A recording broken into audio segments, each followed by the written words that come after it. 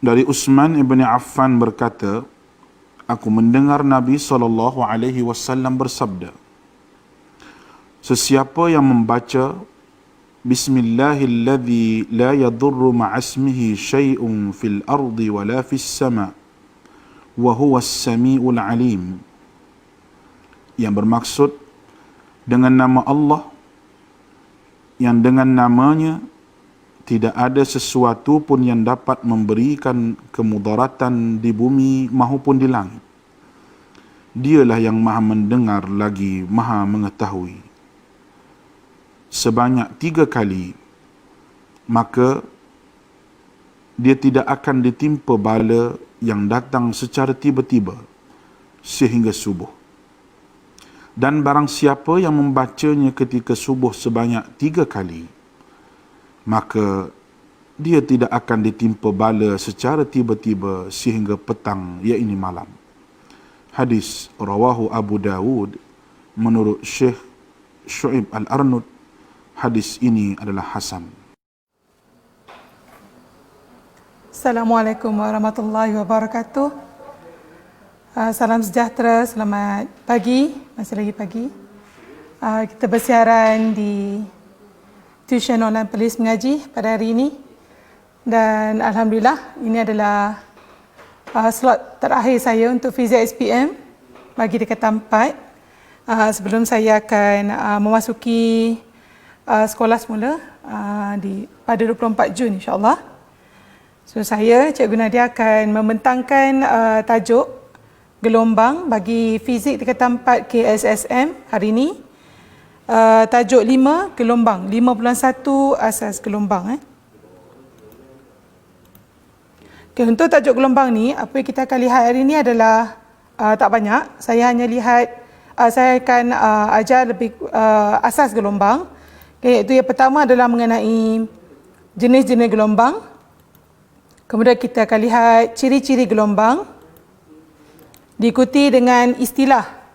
Pengistilahan, kita ada beberapa istilah yang berkaitan dengan gelombang. Seterusnya kita akan lihat hubungan antara laju, frekuensi, panjang dan juga panjang gelombang, serta yang terakhir contoh-contoh soalan dan juga penyelesaian, okay, yang berkaitan dengan tajuk gelombang. Okay, baik, 5.1 asas gelombang. Okay, pada tajuk ini kita akan lihat tafsiran dulu, apakah itu gelombang. So, gelombang adalah suatu ayunan ataupun kita boleh sebut sebagai getaran, ya, yang menghasilkan gerakan ulang-alik. Dia mesti ada repeated movement ataupun pergerakan ulang-alik melalui satu lintasan tetap ataupun satu titik keseimbangan. Okay, titik kekal ataupun titik itu tidak berubah. Okay, kita panggil lintasan tetap. Okay, gelombang juga boleh dihasilkan oleh satu sistem yang bergetar. So kita ada banyak alat muzik. Okay, even kotak suara kita pun ada vibration, iaitu ada getaran. So dia menghasilkan gelombang lah. So gelombang yang dihasilkan oleh kotak suara kita adalah suara ataupun gelombang bunyi, ataupun kita panggil sound, okay, sound wave. Contoh getaran diafragma, getaran diafragma pada amplifier ataupun kita selalu sebut speaker. Speaker yang untuk kita membesarkan bunyi di dewan ataupun apabila kita memakai alat pembesar suara. So kita ada satu diafram di dalamnya untuk menghasilkan gelombang bunyi yang lebih besar. Ini adalah contoh macam mana gelombang dihasilkan. Okay? So yang pertama, kalau kita ada alat basic sekali ataupun asasnya adalah tali. Tali ni benda yang visual, benda yang kita boleh nampak ataupun benda maujud yang kita boleh guna untuk mengkaji sifat suatu gelombang. Okay, so tenaga dipindahkan. Kalau di sini dia akan sebut tenaga dipindahkan. Tetapi gelombang itu sebenarnya tidak dipindahkan. Okay, gelombang tu hanya membawa tenaga tu ataupun memindahkan tenaga tu. Dan juga pembesar suara. Yang ini yang saya sebutkan tadi, pembesar suara. So kita ada diaphragm yang membesarkan bunyi yang dihasilkan oleh mikrofon. So mikrofon tu dia channel out sound. Okay, bila sampai pada pembesar suara, diafragm di dalam pembesar suara atau amplifier tersebut akan amplify. Okey, dia akan memperbesarkan gelombang bunyi. Okey. Seterusnya kita lihat perambatan gelombang tadi, ataupun perambatan ni kita boleh cakap sebagai pergerakan jugalah. Ya. So perambatan gelombang memindahkan tenaga. Tolong ingat di sini ya, memindahkan tenaga dari satu tempat ke tempat lain tanpa memindahkan jirim medium, tanpa memindahkan zarah-zarah dia. Dia hanya memindahkan tenaga, seperti yang ditunjukkan di bawah. Contoh yang kita ada waktu kamu duduk di tasik ke, kan, kamu perhatikan di kawasan yang tenang, kita ada ripple. Ripple tu riak-riak air yang kecil. So riak-riak air yang kecil ni bila dia bergerak, kalau kamu perhatikan, katakanlah bukan itik lah, katalah daun kering. Daun kering ke daun yang di atas permukaan air ke ranting pokok ke apa ke, kamu perhatikan bila dia berada di atas permukaan air, ranting tu sebenarnya tak bergerak mengikut ombak tersebut. Yang memindahkannya adalah tenaga. Sama jugalah seperti satu kapal ataupun satu bot yang statik. Kalau kita tak pedal bot tersebut, kalau kita tak menggerakkan bot tersebut dengan daya kita, apa yang berlaku pada bot tu? Dia akan berada di satu tempat tu, dia akan berayun-ayun di situ sahaja. Yang bergerak hanyalah tenaga, tenaga dalam ombak tersebut, dalam air tersebut. So sama juga yang berlaku di permukaan air pada kedudukan itik ni. Kalau kita tengok, contoh yang paling mudah lah kita nampak. Sebab itik ni jelas kan, kalau daun tu kita kena tengok dengan lebih dekat. So katalah kita ada itik ni pada satu kedudukan, kamu nampak anak panah kuning ni, anak panah kuning ni, anak panah kuning ni dia menunjukkan arah pengaliran tenaga. Tenaga tu bergerak ke kanan, tetapi itik tu sebenarnya tidak bergerak ke kanan pun. Dia hanya berada kedudukan asal, iaitu titik keseimbangan.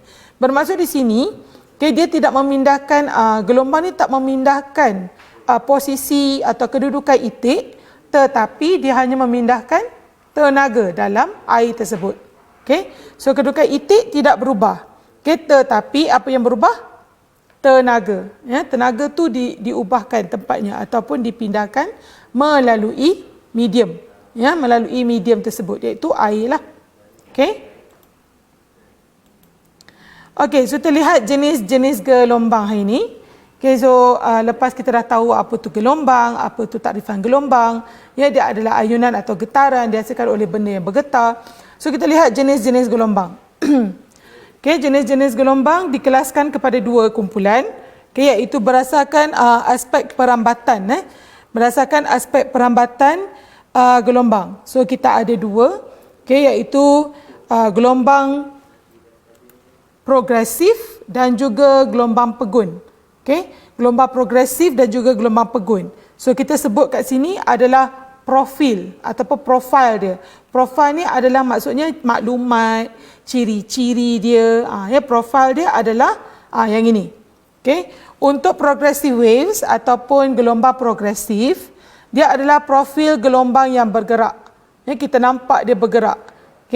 Manakala gelombang pegun adalah gelombang tidak bergerak. So kita tengok dua-dualah, kita compare.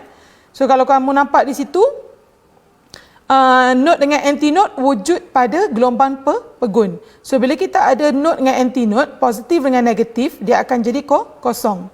So kamu belajar matematik kan? So bila kita ada benda yang naik dan turun, contohnya dia akan kekal pegun, dia tidak bergerak sebenarnya. Bila pergerakan tu adalah orang kata apa, timbal balik, timbal semula macam tu. So kita ada untuk gelombang progresif pula, terdiri pada puncak dan lembangan. So kita ada peak ataupun kita panggil crest, dan juga kita ada trough. So kita ada amplitude di situ. Alright, kita ada amplitude. Manakala untuk gelombang pegun, dia tidak ada crest ataupun peak, tak ada puncak, tak ada lembangan. Sebaliknya dia hanya ada titik note dengan anti-note. Dan untuk gelombang progresif, semua zarah-zarah bergetar. Zarah pada semua titik tu dia bergetar mengikut perambatannya lah. Manakala untuk gelombang pegun, zarah-zarah di note tidak bergerak. Zarah-zarah di note tidak bergerak, hanya di anti-note. Kamu nampak di sini? Okey, kamu nampak di bahagian antinode saja yang bergerak ke atas dan ke bawah. Okey, manakala untuk node tidak. Ya, dia hanya kekal di situ. Okey. So maksudnya dia tidak bergeraklah. Okey, dia hanya rotate saja. Untuk gelombang progresif berlaku pemindahan tenaga seperti ciri-ciri gelombang yang positif yang kita tengok tadi. Okay, manakala untuk gelombang pegun tidak berlaku pemindahan tenaga.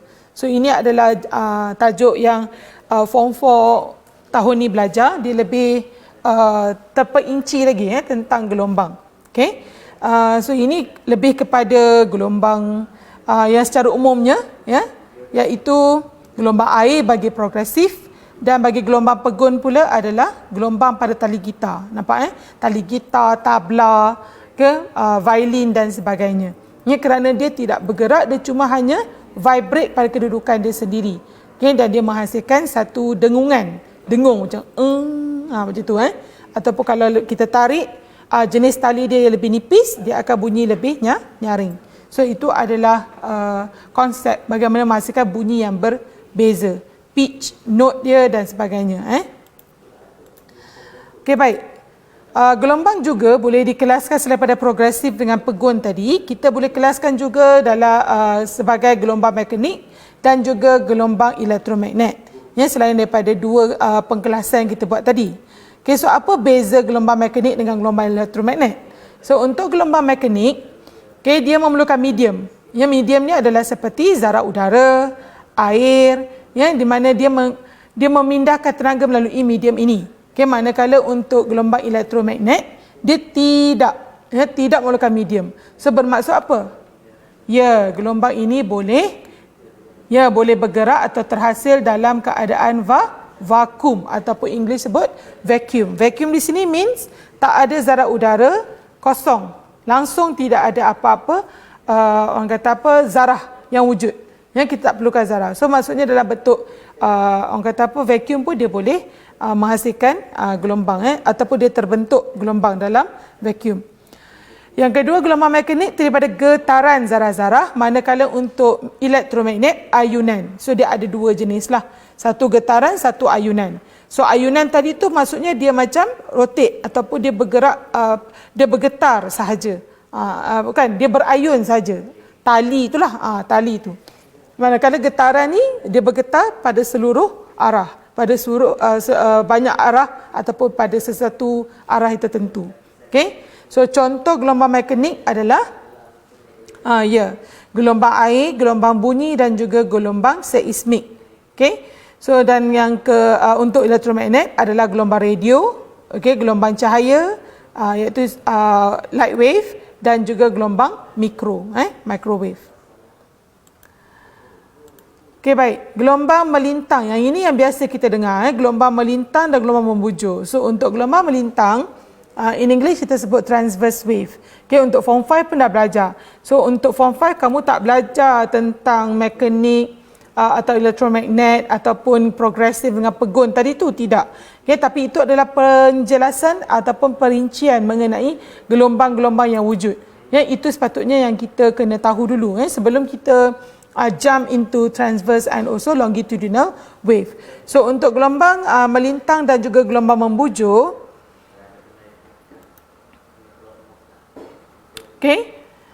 gelombang melintang, gelombang yang arah ayunannya adalah berserenjang. Berserenjang ni bermaksud 90 degree dengan arah perambatan gelombang.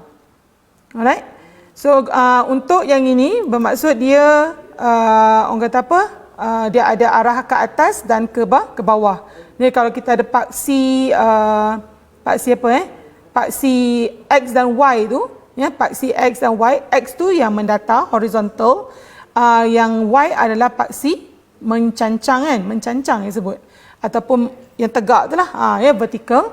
So untuk paksi tu kita ada pergerakan ke bawah paksi X dan juga atas paksi X. Itu kita menunjukkan bahawa darjah ataupun sudut gelombang itu adalah 90 darjah. Okey. So contoh gelombang melintang adalah gelombang air, semua gelombang elektromagnet seperti gelombang radio, mikro, termasuklah semua yang ultra ungu, X-ray, semua itulah gelombang-gelombang tu. Ya, gelombang-gelombang tu semua kita masukkan dalam gelombang melintang ataupun English tersebut transverse wave. Okay, so sebentar lagi kita tengok cara macam mana kita nak hasilkan gelombang ini. Okay, so ini adalah contoh transverse wave. Kamu nampak zarah dia. So di sini saya guna animation. So kalau daripada garis yang horizontal ataupun yang mendatar tu, ya, pergerakan zarah tu adalah atas dan bawah saja. Ya, dia atas dan ke bawah. So dia atas daripada paksi X arah ke positif Y dan dia menurun ke bawah paksi X iaitu negatif Y. Negatif paksi Y. So dia atas bawah macam tu. Itu adalah transverse wave. Okay, manakala gelombang membujur pula ataupun longitudinal wave, so kita adalah gelombang yang arah ayunannya, kita panggil kat sini ayunannya selari. So means parallel dengan dia punya perambatan dia, perambatan gelombang, pergerakan dia. So kalau dia bergerak ke kanan, dia akan bergerak menghimpit ke kanan, ke kiri, kanan, kiri, sampailah arah ke kanan. Itu contoh pergerakan untuk longitudinal wave. Dan satu sahaja gelombang yang wujud untuk ataupun yang boleh dikategorikan dalam longitudinal wave adalah gelombang bunyi. Ya? So kalau kamu tengok di sini animation dia, zarah itu berbeza. Satu ikut paksi Y, satu lagi mengikut paksi X. Yang dia ke kiri dan ke kanan. Alright? Boleh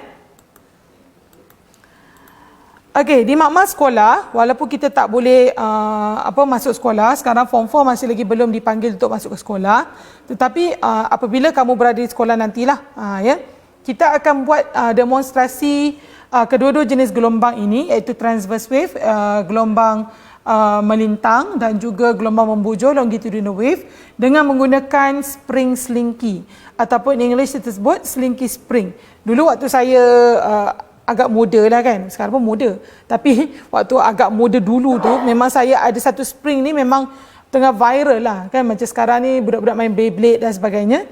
Betul, bagus, tapi kami dulu ada satu alat yang kita boleh main untuk mengkaji macam pergerakan, motion, okay? Slinky spring ni dulu datang pelbagai warna, plastik ada, besi ada. So di sekolah kita akan guna yang spring besi lah, ya. So untuk spring slinky ni ataupun slinky spring, okay, kita boleh menghasilkan gelombang melintang dengan menggerakkan tangan kita ke kanan dan ke kiri. Ada yang buat atas bawah macam tu, boleh, tapi kita tak nampak jelas pergerakan atas bawah tu. Sebaliknya kalau kita gerakkan ke kanan dan ke kiri, tangan kita atas lantai, kita akan duduk atas lantai lah. Biasanya kita buat orang kata apa, demonstrasi ni atas lantai. Kita akan gerakkan ke kanan dan ke kiri secara berulang. So kita akan nampak bentuk tu macam wave. Yang dia akan bentuk macam S ataupun bentuk sinusoidal. Okay, sinusoid. Alright. Ini adalah contoh kita gerakkan ke kanan dan ke kiri. Ini kamu nampak seolah-olah macam dia atas bawah, betul tak, kotak merah ni? Sebenarnya kalau kamu duduk, dia akan bergerak ke kanan dan ke kiri lah. Ya. Kita tengok daripada top view atau bird eye view, kita akan nampak dia seperti atas dan bawah. Tapi sebenarnya, bukan, kalau kita tengok daripada depan ni lah. Tapi sebenarnya kalau kita tengok ini bahagian atas. Let's say you look at the top view, kita akan nampak dia, kita sebenarnya menggerakkan dia ke kiri dan ke kanan. So apa yang kita nampak di sini adalah pergerakan tu. Atas, bawah. So dia mengikut paksi Y. Okay? So wavelength tu dia dah tulis kat situ dah. Wavelength adalah from crest to crest atau trough to trough. Ataupun bentuk S tu. S terbalik tu. Nanti saya akan tunjuk nanti. Dan untuk menghasilkan gelombang membujur pula, kalau tadi transverse wave kita gerakkan ke kanan dan ke kiri, tapi untuk gelombang membujur kita menggerakkan dia ke depan dan ke belakang. Tolak dia. Tolak spring tu ke depan. So dia akan dia ada compression dengan refraction. So kamu akan belajar nanti. Dia ada regangan dan juga mampatan. Dia ada orang kata apa? Section dia. Dia ada orang kata dia punya bahagian-bahagian yang mengalami mampatan. Okay, kalau kamu nampak kat sini dia ada mengalami mampatan yang agak rapat tu. Okay, dan juga dia akan meregang. Ya, dia akan menunggu tenaga lain bila kita tolak tu. Kita tolak dengan daya kita kan. So kita akan nampak dia bergerak ke depan dan ke belakang. So itu adalah section untuk compression dan juga rarefaction. Boleh Okey, ciri-ciri gelombang. So apakah ciri-ciri yang kita kena tahu pada gelombang? So yang pertama, kita ada dua graf. Ya, kita ada dua graf sebelum kita tengok ciri-ciri lah. So kita nak tengok graf yang sama ada transverse wave ataupun longitudinal wave. Untuk longitudinal wave susah sikit nak tengok kan, sebab dia hanya paksi X. Tapi kita boleh kaji ciri-ciri gelombang menggunakan transverse wave ataupun gelombang melintang. So gelombang ni ataupun gelombang melintang ni boleh diwakili oleh graf. Ada dua jenis graf. Kita dah belajar tajuk satu, iaitu tajuk iaitu kita nak plot graf kan. So kita ada dua jenis graf, iaitu graf sesaran jarak ataupun displacement distance graph, dan juga kita ada graf sesaran masa ataupun displacement time graph. So ada sebut displacement versus time, ikutlah, tapi sebenarnya dash saja, dia ada guna sempang tu. Okey, so apa yang kita lihat kat sini, kita kena pasti puncak, trough, lembangan dan juga period, T adalah tempoh.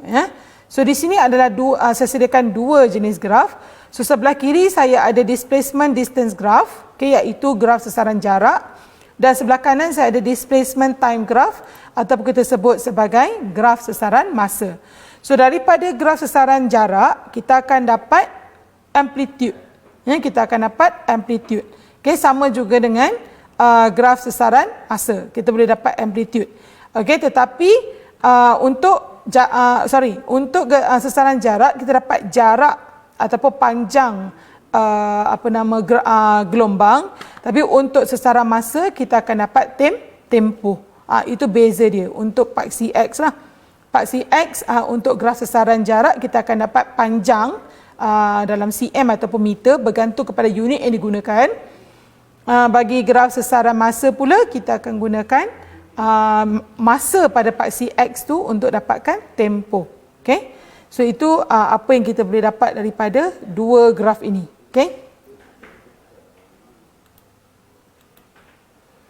Istilah-istilah yang berkaitan dengan gelombang. So kita ada banyak di sini, lebih kurang ada 7-8 macam itulah. Ini yang kita akan selalu guna, selalu olah, selalu kita akan masukkan dalam formula, dan juga soalan pun akan tanya mengenai beberapa istilah inilah. Di mana kamu kena guna formula, ada yang tak guna formula. Ataupun kamu boleh tengok daripada graf tersebut, kamu boleh extract out information ataupun data atau maklumat yang telah diberikan berdasarkan apa yang dia nak.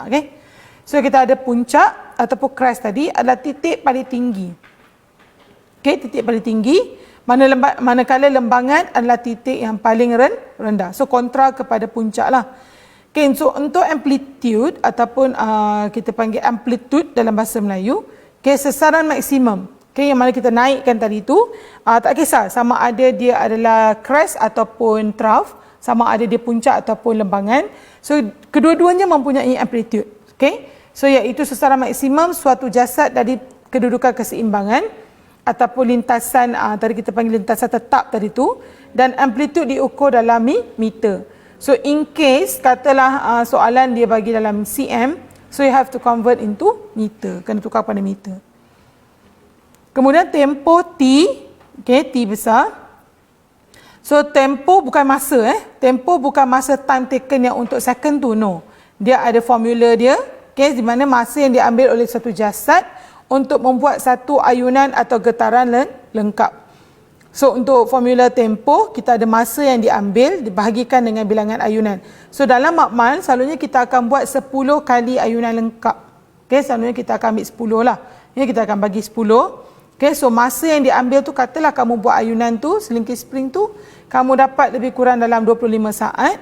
25 saat masa yang diambil guna time stopwatch ataupun jam randik. Jam randik yang kita guna di makmal tu. Kita bagikan dengan 10 ayunan lengkap yang kamu buat tu lah. So kamu dapat berapa? Jangan pula guna kalkulator, bahagi je. Tolak titik tu ke kiri. So 2.5. So itu adalah tempoh dia lah. 2.5. So untuk frekuensi F kecil, iaitu bilangan ayunan lengkap yang dilakukan oleh zarah gelombang dalam masa 1 saat.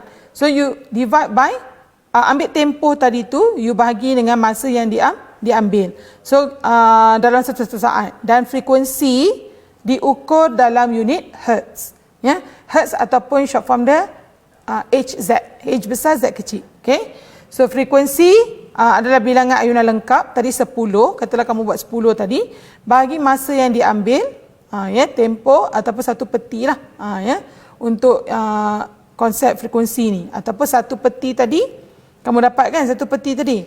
So satu peti kalau 2.5 tadi, kamu bagi je lah 1/2.5. Macam tu. Okay.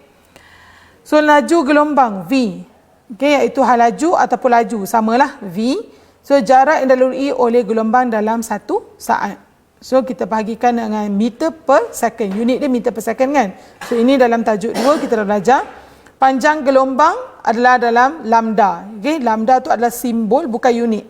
Okay, selalunya panjang ni cm lah, cm ataupun meter. Jangan pula tulis unit lambda kat belakang tu. Itu adalah simbol bagi panjang gelombang. So panjang gelombang adalah jarak antara dua titik berturutan, sama ada puncak ke puncak ataupun traf ke traf, lembangan ke lembangan, ataupun daripada hujung, nanti saya tunjuklah dia punya bentuk sinusoida tu. Nak jelaskan macam susah je kan, guna perkataan kan. Okey. Baik, inilah dia. Ya. So untuk puncak, sama ada kamu ambil puncak pula, panjang gelombang. So kita ambil daripada puncak crest to crest, ataupun kamu boleh ambil daripada punca yang pertama saya tunjuk. Tengok saya punya arrow ni. Saya tak nampak kat mana boleh conteng. Okey, kat sini kita mulakan kosong ni, paksi kosong ni saya tunjuk dengan arrow. Dia akan bentuk macam S terbalik, nampak tak? Okey, nampak tak? Ini naik turun sampai sini. Ini juga dikategorikan sebagai satu gelombang. Satu gelombang lengkap, satu ayunan lengkap. Dia naik, dia turun, berhenti kat situ. Dari titik mula, dia ada X kan? Okay, dia ada garis paksi X tu, kita gerakkan. Macam tu. Okay. Guna whiteboard, tak sempat nak setting whiteboard tadi. Okay. Kemudian A, huruf A tu adalah amplitude. Ya, amplitude ataupun amplitude. Okay, kita ada sama ada untuk paksi Y, positif Y, ataupun paksi negatif Y. Ya, paksi display jarak ke bawah juga adalah amplitude. So lembangan ke lembangan juga adalah lambda. Okay. So ini adalah beberapa istilah ataupun yang perlu kita tahulah daripada graf. Graf. So saya ambil contoh di sini adalah graf sesaran jarak. Okey, so jom uji diri. Ini adalah sedikit soalan ataupun contoh yang saya nak kamu cuba test, try test, kan? Cuba uji diri kamu. Okey. Yang pertama, based on given diagram. Saya terpaksa guna BI sebab buku yang saya ada BI, okey. Tak apa, saya akan translate dalam BM, dua bahasa. Okay, berdasarkan raja-raja yang diberi di atas, tentukan nilai, okay, value apa? Yang pertama, amplitude, okay, A amplitude, okay, B wavelength lambda, panjang gelombang, B tu wavelength lambda, C period tempoh, dan D frekuensi. Ya. So dia suruh tentukan nilai. So kat sini ada yang perlu kira, ada yang tak perlu kira sebenarnya. Dia basic je. Ini selalunya soalan ni keluar dalam kertas objektif. Ya. Kertas objektif, kertas 1, kertas 2 jarang lah. Kertas 2 jarang. Kertas 3 pun tak. Kertas 1. Ini adalah basic tentang pemahaman saja. Okay, so amplitude.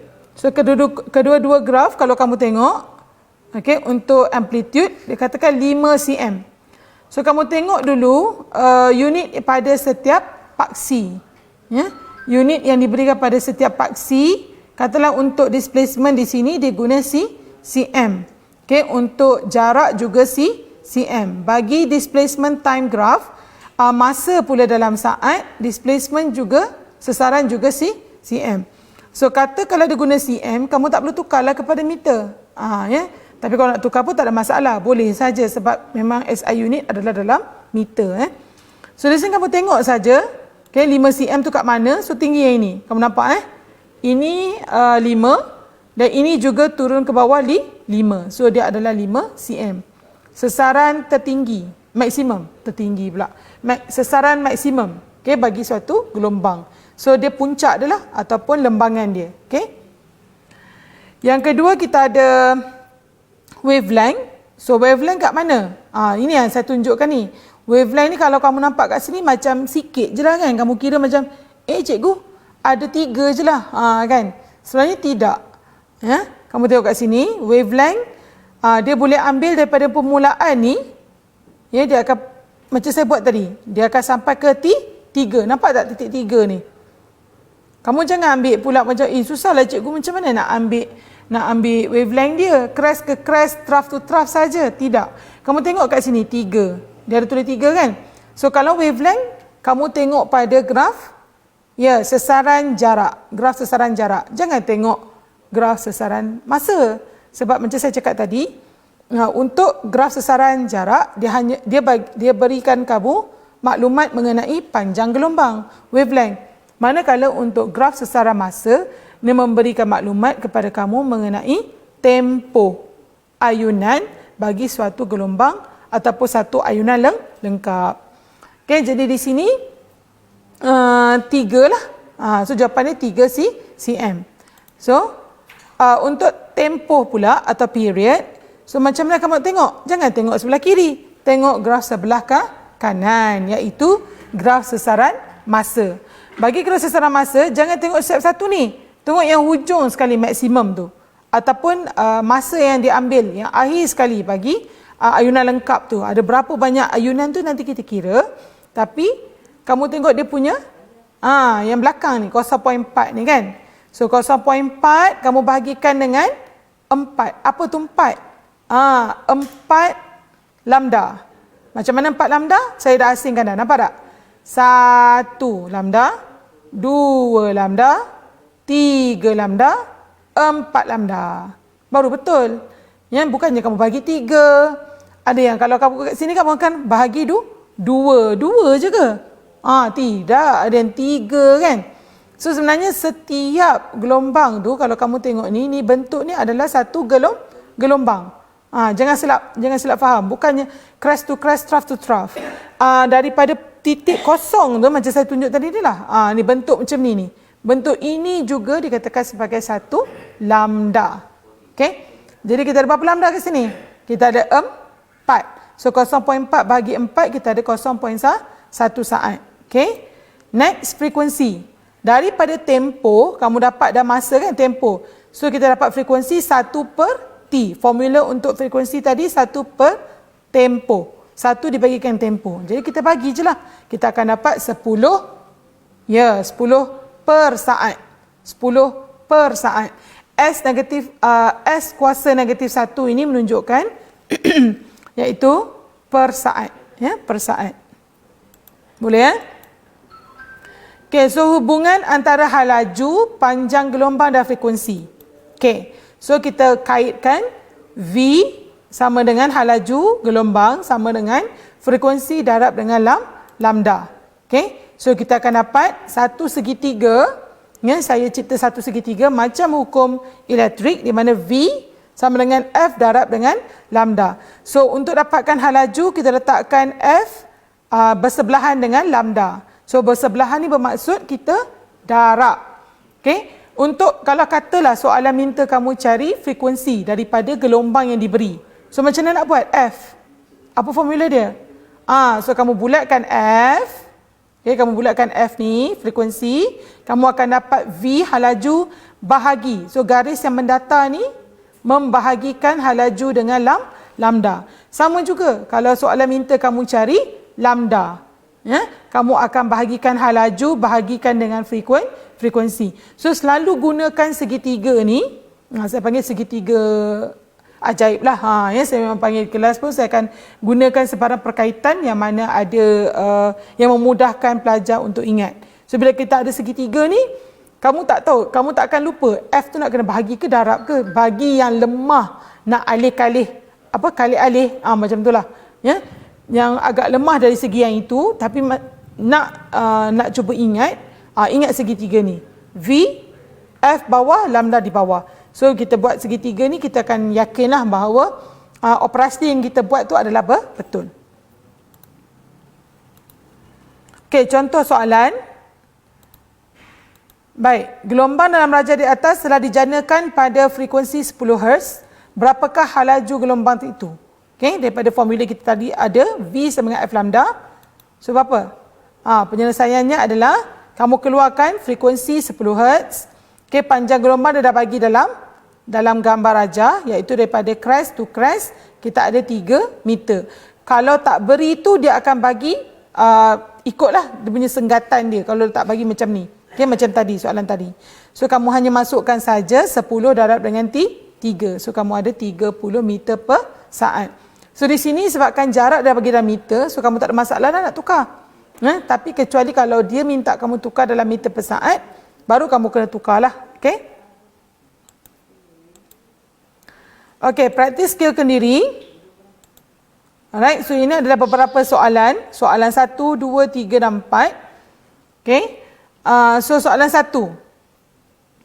Okay, raja diminta OP, PO, OQ. So ini adalah hexablade. Yang kita guna hexablade, gergaji tu, kita letak plasticine di depan. So dia akan bergerak daripada lintasan OP ke kanan dulu, kemudian PO patah balik pada OQ, QO. Okay, dia akan patah balik ke titik asal. Okay, secara berterusan. So jarak antara PQ, P dan Q adalah 12 cm. So ini adalah ayunan lah, Dan masa dia ambil untuk melengkap 5 ayunan adalah 4 saat. So dia bagi kat situ 5 ayunan 4 saat. Jarak antara P dan Q adalah 12 cm. So dia suruh dapatkan amplitude. So amplitude dekat situ ialah apa? Ya, kamu tengok jarak dia 12 cm kan? So 12 cm ke kanan dan ke kiri. Jumlah daripada kanan ke kiri. So kita bahagi 2 lah. 12 kita bagi 2 kita dapat 6 cm. Kemudian tempoh ayunan. Tempoh ayunan macam mana nak buat? 4 saat masa yang diambil bahagikan dengan jumlah bilangan ayunan. So 5. So 4 saat bahagi 5 kita dapat 0.8 saat. Kemudian frekuensi dah diberikan tadi. Frekuensi ada tak? Tak ada. So kalau tak ada kena kira lah. So 1 per T. Tempoh tadi kita dapat kan? Kita dapat tadi iaitu kita 0.8. So 1 per 0.8. So kita akan dapat 1.25 ayunan sesaat. Okey. So ini kena cepat-cepat sikit dah, cepat-cepat. Okey, berapakah getaran lengkap yang berlaku pada setiap saat apabila suatu jasad bergetar pada 200 Hz? Dia dah bagi dah 200 Hz. So 100 kali lah. Senang je. Ya, sebab 200 tu adalah 1 saat. Dalam masa 1 saat dia bergetar. 200 kali baru kita dapat 200 Hz. Okey. So itu adalah soalan yang direct. Soalan 3, jika suatu bangunan pencakar langit berayun sedikit. Ini contoh macam KLCC. Kita ada spring di bahagian bawah. Dia akan berayun sedikit pada frekuensi 0.1 Hz. Berapakah tempoh gegarannya? So dia beri frekuensi, dia bagi tempoh. Dia tanya berapakah tempoh getaran. Okay? So kita bahagikan. Okay, 1 per 0.1 kita akan dapat 10 saat. Okey. Okey, 10 saat. Dan yang keempat, ini adalah gelombang apa? Dia kata gelombang bergetar mengikut corak getaran gelombang membujur. Okey, kamu kena gariskan gelombang membujur. So dia kata cara pergerakan adalah bergerak ke kanan dan ke kiri. Okey, kemudian poin kedua adalah berulang pada titik seimbang. Mesti ada perkataan bergerak ke kanan ke kiri. Kemudian berulang pada titik seimbang ataupun lintasan tetap. Okey, so ekstra sikit. Satu lagi soalan. Seorang murid mendapati bahawa daun. Tadi saya contoh itik kan. So sekarang daun. Yang terapung, dia bukan tasik. Sorry typo kat situ. Tasik bukan tasil. Tasik. Berayun ke atas dan ke bawah sebanyak 2 kali setiap saat. So jarak antara puncak dengan puncak berturutan adalah 0.6 meter. So dia kata hitung halaju gelombang. Okey. So penyelesaian dia bagi F sama dengan bilangan ayunan sesaat 2 Hz frekuensi. Panjang gelombang 0.6 meter. So kita masukkan formula V equals to F lambda. Kita akan dapat apa? Ya. 1.2 meter per saat. Boleh tajuk ni mudah aja 5.1, kita belum masuk lagi 5.2 iaitu pelembapan dan resonance. Sebab nak jelaskan, nak bagi faham dulu baru kita boleh continue dengan subtopik yang lain-lain. Okey, saya rasa takat ni dulu. Okey, sedikit kata-kata hikmah sebelum saya mengakhiri slot saya pada PKP ni. Ini adalah slot terakhir saya dan selepas ini fasa 5B akan diambil alih oleh rakan seperjuangan saya. Okay, yang akan meneruskan untuk fizik tingkatan 4. Okay, so life is like the sea. So we're moving without end. Nothing stays with us. What remains is just the memories of some people who touch us like the wave. Okay, so selalunya dalam hidup ni penuh dengan pancaroba, kan? Apa yang kita nak cari, macam dalam laut. Yang banyak kita boleh jumpa dalam laut, kan? Harta karun lah, ilmu lah, kan? Jadi apa yang kita nak adalah setiap cikgu yang hadir dalam hidup kita, setiap individu yang hadir dalam hidup kita memberi satu-satu impak. Walaupun tak besar, dia kecil. Seperti ombak. Ada yang ombak kecil, seronok lah. Ombak yang besar, sakit kan? Seperti tsunami. Okay? Ribuan terima kasih diucapkan kepada barisan kru Jabatan Agama Islam Negeri Perlis dan juga kru-kru Jabatan Pendidikan Negeri Perlis kerana memberi peluang dan ruang kepada saya, Cikgu Nadia binti Muhammad Rafiq dari SMK Perlis untuk menabur bakti jasa sepanjang PKP daripada fasa 1 hingga fasa kelima hari ini.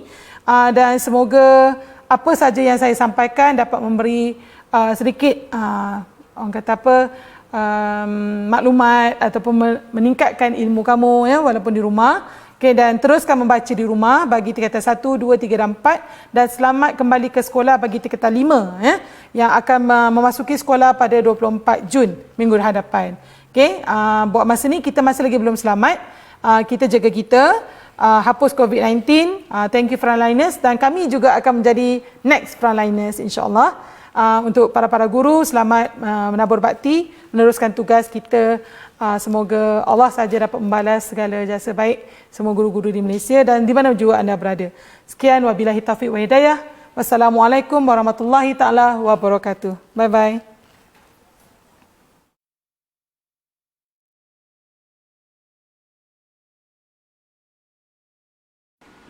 Daripada Anas bin Malik radhiyallahu anhu berkata, Nabi SAW pernah berdoa, Allahumma inni a'udzubika minal barasi wal jununi wal juzami wa min sayil asqam.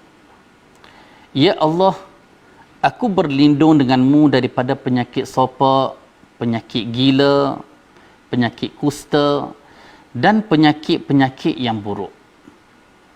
Hadis diriwayatkan oleh Al-Imam Abu Dawud dengan sanad yang sahih.